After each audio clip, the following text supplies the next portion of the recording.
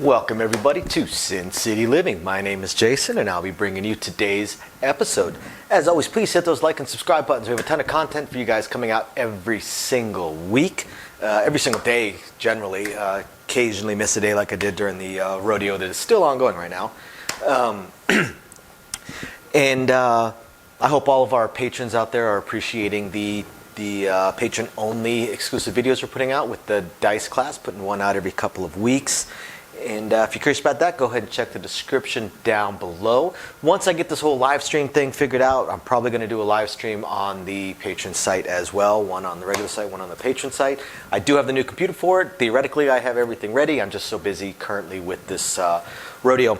And one of our fans asked a question a little while back about ways to tip us, to show appreciation to us without having to sign up as one of our patrons. And at the time we did not have any way of doing it, but I have managed now to get us signed up with a site called Buy Me a Coffee. As I'm sure some of you guys have noticed from some of our videos, Louie and I are both pretty heavy coffee drinkers. So if you're curious about that as well, go ahead and check down below in the description as well. We would definitely appreciate any cups of coffee you're willing to pick up for us. And don't forget to email us with any strategies, questions, suggestions, anything at all. We love shooting those videos for you guys. I actually haven't gotten a new email in about 2 weeks. And also, don't forget, anybody that may be interested in one of the small Sin City Living neons that we have, just email us that as well, sincitylivingLV@gmail.com. Otherwise, I'm going to go ahead and get into today's episode. So for this video, this is, I won't call it part two, but the second one of some real players that I saw the other day with some real strategies that were really odd. So some real player, real strategy, real odd. Just kind of amused us, so I wanted to show it to you guys. So this guy comes up to the table, he does his buy-in, and oh, by the way, thank you everybody for the coffees. Really appreciate it. It's keeping me going. It's part of why I'm able to sit here and film at 3 in the morning. So the guy comes up to the table, buys in the middle of a roll, which I thought, okay, cool, the guy wants to play. Because again, as we've mentioned before, there's nothing wrong with buying in the middle of the roll if you want to play. It's considered bad courtesy, but if you want to play, there's nothing wrong with it. That's why it's allowed. But he bought it in the middle of the roll, and then he waited. He didn't play. Now that, there's no reason for. If you're not going to play during that roll, don't buy in. So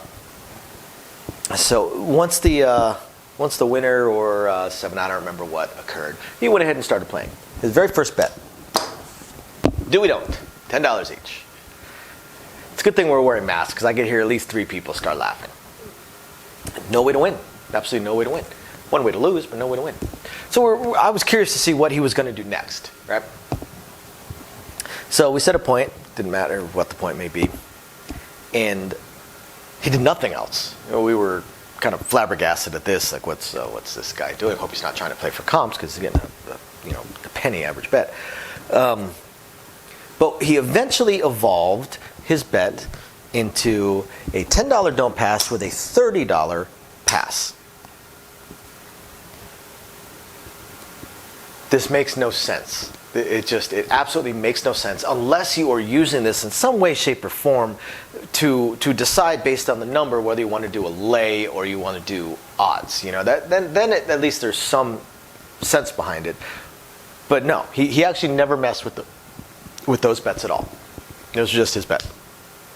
It made no sense. It's just it was absolutely stupid. There's no reason to do that. You might as well just do a $20 pass line bet. Like that is just that's just. It's dumb. It's wasting your own time for no reason. I mean, that's all it is. There's nothing inherently bad about it, but it makes no sense. It literally makes no sense. So then once there was a point, and he didn't do this every time. Sometimes that was just his bet, period. He just left that alone. So again, he should have just had a $20 pass line bet. Would have been a lot easier, made a whole lot more sense. And then every so often, he would do a $10 field. Okay, cool. And then every so often,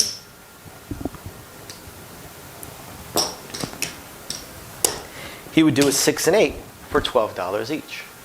But again, there was no consistent strategy behind this. He was just doing some of these really, really oddball things here and there, but they were different. Sometimes he might have these plus the field bet. You really could never guess what exactly he was going to do. Shooter to shooter, roll to roll. He might do this, the player hits a winner, he gets paid there, loses the don't pass, and then they set the next point, he takes these down. Same shooter, we're flabbergasted, dumbfounded, bamboozled. Running out of words there. We had no idea what this guy's going to do in any given moment. When he started doing the field and did the 6 and 8, I was like, oh, maybe he's going to place the 5. Maybe he's doing a stupid do we don't, so he can just play the iron cross. Which, again, just don't bet those at all. But no, he never placed the 5. And his field bets were kind of odd. So I thought, okay, maybe he's placing the 6 and 8 so he can press and use these to expand out and just wants to play the numbers. Again, no point in the do we don't over there unless you're the shooter, but maybe that's what he's trying to do. Nope. Same bet, same bet, same bet, same bet. Maybe every so often it'd take me down. Okay, sure. Don't know why, but sure. So it was an absolutely baffling strategy. We at no point figured out exactly what his strategy was based around, what he was trying to do. As far as playing on the table, I do know that what he was actually trying to do, he thought he was trying to he was doing a false drop. He thought he was trying to play for comps. This was a player that would buy in for a couple $1,000s and then do this kind of bet, where at its core he has a $20 average bet, or if you add these in, he has a $40 average bet. Because this is not at risk, and neither is all of this. He has $20 of this at risk, and then these. However, since he didn't do this all the time, he didn't have a $40 average bet. Since he did this some of the time, and this some of the time, his average bet was probably a little bit closer to 25, maybe $30 average bet. So yeah, if he was trying to get comps, I can pretty much guarantee that he got nothing. I mean, he'd have difficulty getting comp for a Coke, and we give those away for free. So yeah, that's an interesting strategy we came across. And yeah, I hope you guys find this interesting, or at least as baffling as I did. It was just strange.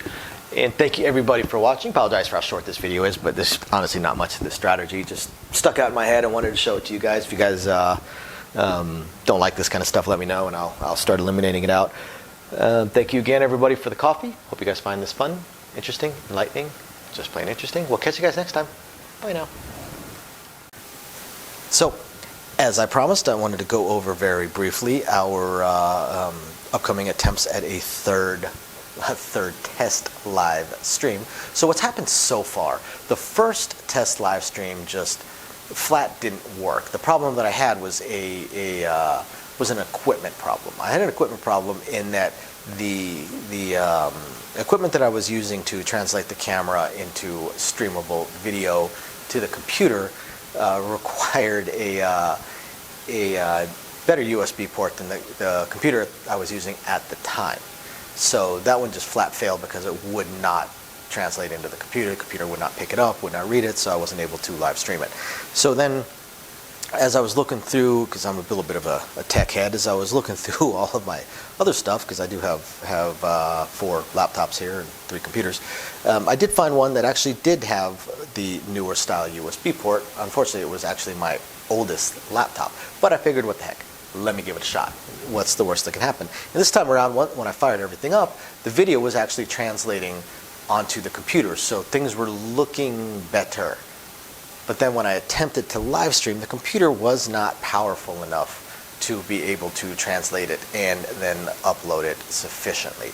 So it basically just uploaded a blank screen for the live stream. So what I am going to have to do is, and I'm already looking into all of my options, I'm going to upgrade my computer so I can add, what, a 7th, 8th computer to my household. And I'm going to go much, much higher, and I'm going to get a computer that is far more than I need for this, far, far, far more powerful than I need for this. That way, any future upgrades that I may do, the computer will be able to handle it. So unfortunately, this computer is going to cost me about 25% more, about 25% of what I've already laid out in all the equipment for this channel. So it wasn't something I could just instantly buy. I'm probably looking at Black Friday or Cyber Monday. So hopefully I have it within the next couple of weeks, and then I'll do another test live stream and see if I can go from there. So I will definitely do at least one weekly live stream on our Patreon because they're the ones that are really helping us get this computer and the other equipment that I'm going to get, because I figure if I'm buying the computer, I might as well buy the most high-end capture cards and things along those lines, get everything as good as possible, and then hopefully eventually get a better microphone for you guys. So yeah, that's where we stand on the live stream. As soon as I have the computer and I do the test, which will be in a few weeks, like I said, I've got to order it in a week or two, then I have to wait for it to ship. Plus we have probably the biggest event of the year coming up, the NFR National Finals Rodeo. So I'm basically working 2 weeks straight, as is my wife. So not going to have a whole lot of time. But once we get all that under control, then we'll figure out. There's been some schedule changes to myself, some schedule changes to my wife, and some upcoming schedule changes to my wife as well. So hopefully we can get all the scheduling figured out so I know when I'll be able to live stream as well. My initial plan of Thursdays at 6 o'clock is already out the window. I'm at work at that point now. So we will get it all figured out, and we will let you guys know, I promise.